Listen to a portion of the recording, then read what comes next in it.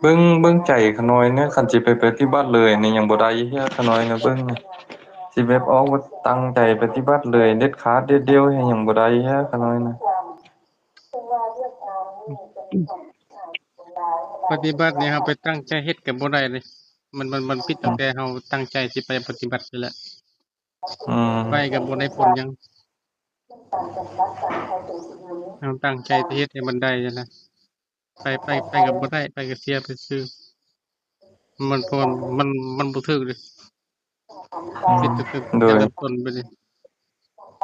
สิไปหาบ่ดีๆบ่สงบไปปฏิบัติก่อนไปหานี่ก็บ่ได้มันก็ผิดอืมการคือการปฏิบัติคือการเผชิญหน้ากับสิ่งที่เราพบเจอ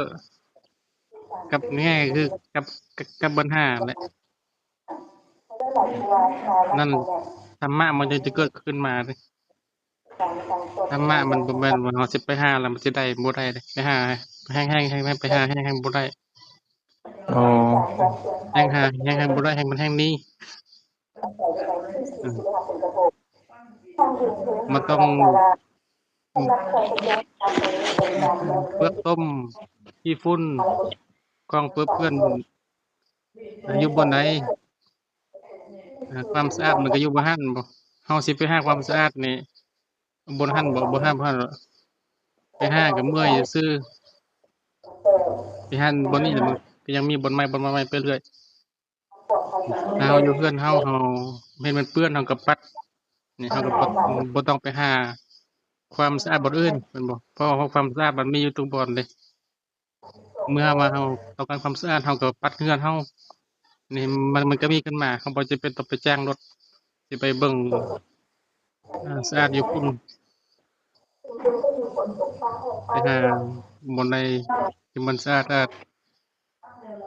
ไปมันก็เมื่อยซื่อก็บ่ได้หยังอยู่เรือนเฮาก็มีเดะ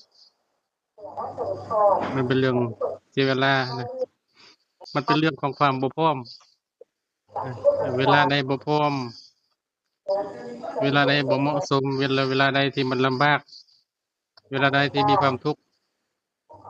เวลาใดที่เจอปัญหาเวลาใดที่มันมี2ทางเลือกเสมออืมเอายืนหยัดเยียดรู้มันอืมเวลานั้นแหละก็เวลาปฏิบัติธรรมเวลาธรรมะมันจะเกิดเวลาของดีมันอยู่หั่นแหละของดีอืมของดีมันอยู่หั่นน่ะเออเฮามาเบิ่งตัวเฮานี่บ่ดีตัวเฮานี่มีความกังวลมีความทุกข์ใจมีความเรื่องราวปัญหาแหละนั่นแหละของดีมันอยู่หั่นแหละอืมเอาดีไปหาใส่หาบ่อนที่มันทุกข์นั่นแหละหาบ่อนที่เฮาลำบากนั่นแหละของดีมันอยู่หั่น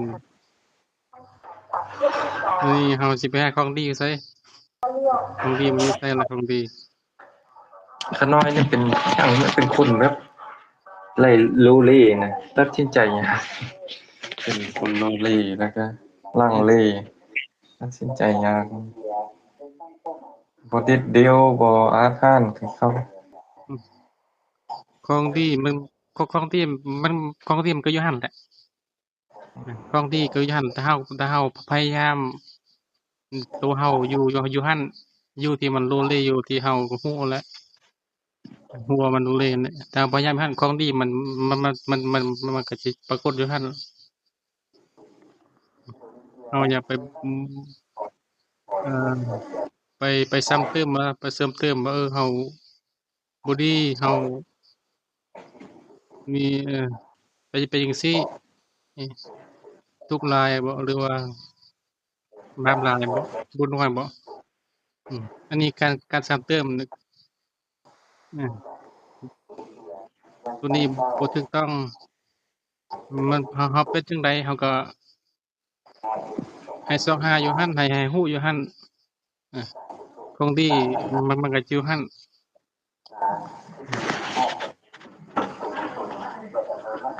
บ่อนที่มันเปื้อนๆนั่นน่ะของดีก็เลยเพียงแต่เฮา อย่าซ้ำเติมนะอย่าซ้ำเติมตัวเองอะนะโดให้ยให้ฮู้ให้ฮู้ให้ฮู้ให้เข้าใจให้เห็นในสิ่งที่เราเป็นหั่นเราเป็นแบบใดเราคิดแบบใดเรารู้สึกแบบใดเรามีปัญหาแบบใดเราก็อยู่กับปัญหาตัวนั้นเราก็อยู่กับสิ่งนั้นแต่ว่าอย่าซ้ำเติมตัวที่สำคัญที่สุดอย่าซ้ำเติมอย่าซ้ำเติมอย่าย้ำการย้ำนี่มันเป็นลักษณะของการยอมแพ้เป็นลักษณะของการยอมให้มันครอบงำมันน่ะมันบ่แม่นทาง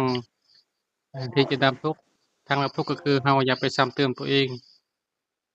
ให้รู้ให้เข้าใจในสิ่งที่เราเป็นในสิ่งที่เรามีในสิ่งที่เราประสบพบพ้อนั่นแหละแล้วก็ของดีมันก็จะออกมาจากหั้นของวิเศษมันก็จะปรากฏอยู่ตบนหั้นนั่นน่ะอันนี้คือหลักของการเอ่อปฏิบัติไปจริงจังนะไปจริงจังอาบ่อยากได้ตัวนี้อยากได้ตัวพุ่นซ่อนก็บ่อยากซ่อนเนาะหรือบางทีก็อยากซ่อนบางทีก็อยากไปปฏิบัติบางทีก็บ่อยากไปปฏิบัติตัวนี้มันก็เป็นการซ้ำเติมตัวเอง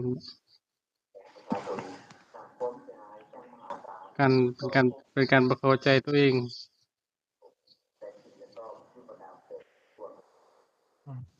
อืมมันเป็นลักษณะของการบ่ยอมรับบ่ยอมรับความจริงอะนะบ่ยอมรับเกินว่าทะเยอทะยานดิ้นรนก็แสดงว่านี่ปัญหามีความยากซะนี่บ่ถูกต้องมีความยากเย็นอันนี้มันก็บ่แม่นทางดับทุกข์อืมทะเยอทะยานตัวนี้ก็บ่อยากได้เห็นนะอยากได้ตัวพุ่นได้ตัวพุ่นก็บ่อยากได้อืมอยากได้ตัวพุ่นอีกนั่นเห็นตัวพุ่นบางทีก็บ่อยากได้อยากได้ตัวพี่นะอันนี้มันก็บ่แม่นทางดับทุกข์มันมีแต่จะขน้อยเป็นคนมักหนี้ปัญหาเนี่ยขน้อยนี่ให้เราใช้ความพยายาม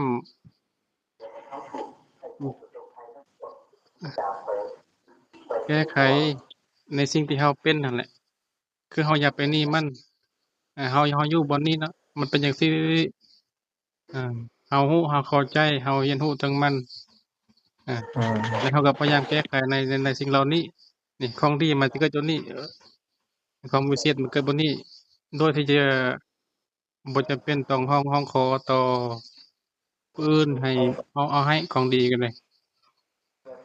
ความสุขความสงบก็บ่จำเป็นต้องร้องขอนำผู้อื่นความสุขก็บ่จำเป็นต้องร้องขอนำผู้อื่นนี่มันจะมีขึ้นมาอยู่บ่อนวุ่นวายนี้บ่อนใดที่วุ่นวายสิ่งอ้อมข้างวุ่นวายมีปัญหาความทุกข์แต่บ่อนนี้ตัวเรานี่บ่ทุกข์นั่นน่ะอืมโดยอืมดอกบัวมันก็จะพ่นน้ำพ่นจากขี้ต้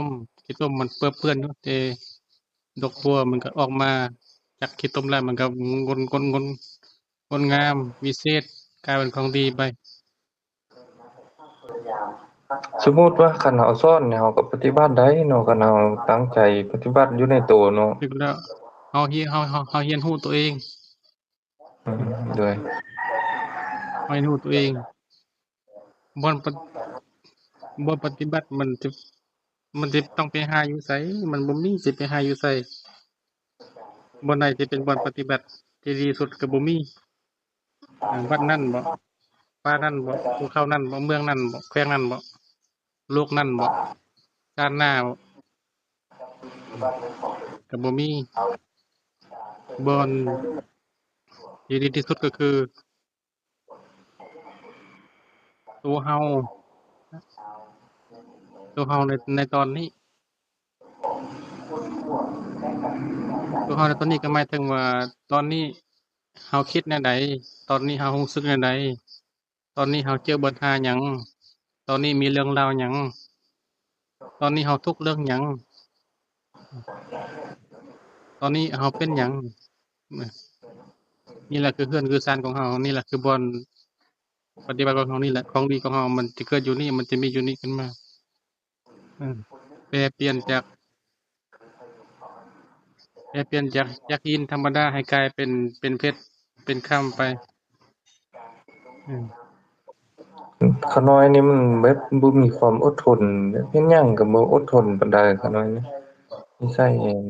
บ่อดทนบ่อืม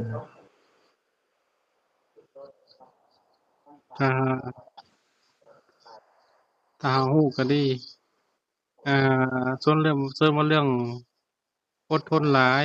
อดทนน้อยอันนี้มันก็เป็นสองขั้วมันบ่มันบ่แม่นวิธีปฏิบัติบุญหลายบุญน้อยเพียรหลายเพียรน้อยอืมหรือว่าเฮ็ดหลายเฮ็ดน้อยรวยหรือจนอันนี้มันก็เป็นสองขั้วมันเป็นสิ่งที่เราควรเรียนรู้มันเป็นสิ่งที่เราควรเรียนรู้เลยเราเป็นคนที่บ่มีความอดทนเว้ยขี้คร้านเว้ยอืมกินแล้วก็นอนนั่นน่ะอันนี้ก็เป็นสิ่งที่เราควรให้เรียนรู้มันบ่แม่นของเปื้อเปื้อนอืมแล้วก็อย่าไปเติมแต่งว่ามันเป็นว่ามันเป็นของดีวิเศษยกย่องแล้วก็เฮ็ดตามมันที่ว่ามันเป็นของดีก็บ่แม่น